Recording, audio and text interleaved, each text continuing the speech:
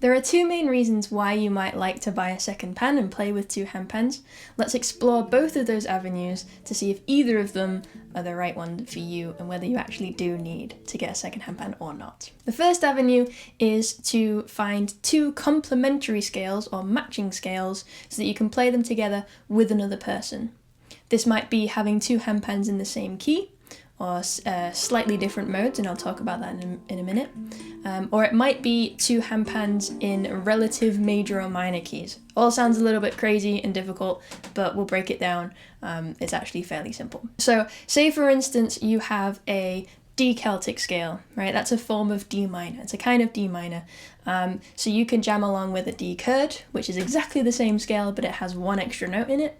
You could jam with a D mystic, which again is very similar, it's just one note is different. Or you could jam with an F major handpan. So the reason why these two work together, even though they sound completely different in words, is that the scales D minor and F major have all of the same notes in them, they just start in a different place.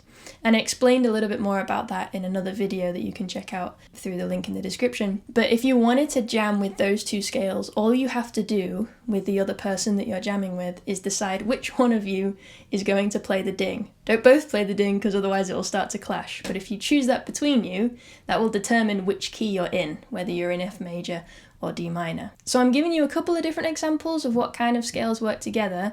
I can't sit here and talk about every single one because I don't know how every single scale interacts with each other. So if you're struggling to find the right pan for you, I really recommend checking out the app handpan.com. And they show you exactly what notes you have, what chords you have within that. You can compare different scales, all of that kind of fun stuff. I'll put a link in the description so that you can figure out what works best for you. So that's one reason why you might like to have two handpans. Similar scales that match nice and easy so you can jam with another person. This isn't necessarily particularly helpful though for playing two pans at the same time on your own, because all you're doing is recreating basically the same scale, right? You've just got duplicate notes, which is pointless. You don't need that. So let's talk about extending scales. Usually if you see somebody playing with more than one instrument, it's because they're borrowing notes from the second pan that they don't have on their primary handpan that they're playing in front of them, so that they can extend their scale and have more options in their playing. So say you have an instrument with 9 or 10 notes, and you're playing a melody and you reach a certain note that you really, really like, and you would love to be able to mimic that in the bass as well, but you don't have the lower version of that same note. Then that might be a really good moment to borrow a ding or a bass note from a different instrument so that you can extend that scale from the bottom to really, really fill out the sound. Likewise, you might have low notes that don't have the higher equivalent. Maybe your scale goes do do do do do do do do, and you really want the next note, but you don't have it. Then you can borrow that from another handpan. So this is a really simple way to extend. You're finding notes that you already have, but using versions of that note that exist on a different octave. So when I talk about octaves, if you look at a piano and a keyboard, you've got C here, and you've got C over here, and you've got C all the way over there, right? It's all these different octaves of the same note, just higher or lower.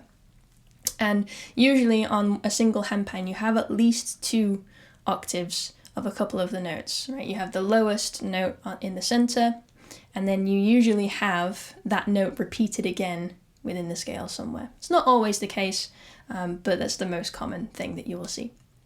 So that's extending in terms of octaves.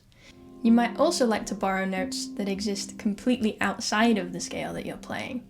So this would help to create a little bit more interest and texture in your piece, right? If you're playing all in the same key and then suddenly there's an accidental note that sounds a little bit off but really quite mysterious and cool, right? That might be another reason to use a handpan that has completely different notes. If you wanted to extend your scale in that way, finding all of those in-between notes so that you can really extend it, then what you would need to do is buy 2 instruments that are as close to each other as possible, right? So say I have a D minor handpan, then I might also get a C sharp minor handpan, because that's only when you look at the keyboard, that's only a semitone apart.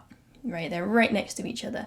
And so within that scale, they have a lot of in-betweens. But what you're doing is you're filling it out so that you end up with more of a chromatic scale. So every note on the keyboard, rather than just the specific scale that your handpan offers. And that way you can play in loads of different keys as well. So that'll be really useful if you're jamming with other musicians who, you know, are playing songs in lots of different keys or whatever. And also if you really want to expand your playing and your composing to find lots of different new nuances. So that second option, that second approach, extending your scale, that's what you most commonly see when you see other people playing more than one handpan together. They're typically not playing two handpans that use the same notes, because you could just play all of that on one pan. There's really not much point in doing that. So if you're interested in extending your scales, making your playing a little bit more interesting and different, then find two handpans that are as wildly different as possible. And that's going to give you as many options as possible. It's a little bit more tricky to get to know, to figure out what works, but it gives you more variety and more diversity. So if you're looking for more creative ideas and ways that you can diversify your playing, then I recommend you check out this video next. In the meantime, have fun exploring, and I hope to see you in the next one.